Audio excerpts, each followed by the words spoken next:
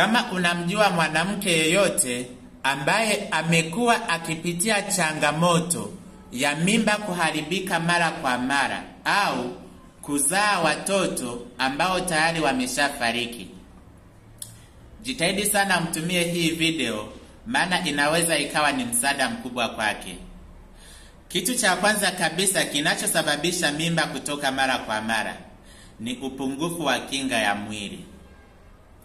Jambo la pili ni utofauti wa grupu la damu.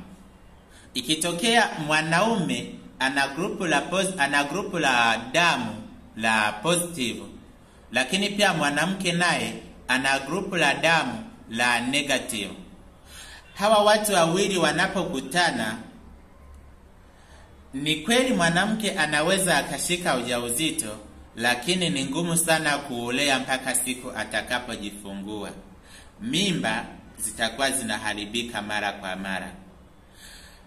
Endapo wewe mwanamke ambaye unapitia changamoto hii ya mimba kuharibika mara kwa mara, ukifanikiwa kufika kwenye vituo vya afya na kueleza changamoto yako vizuri, utafanikiwa kushika ujauzito na kujifungua salama.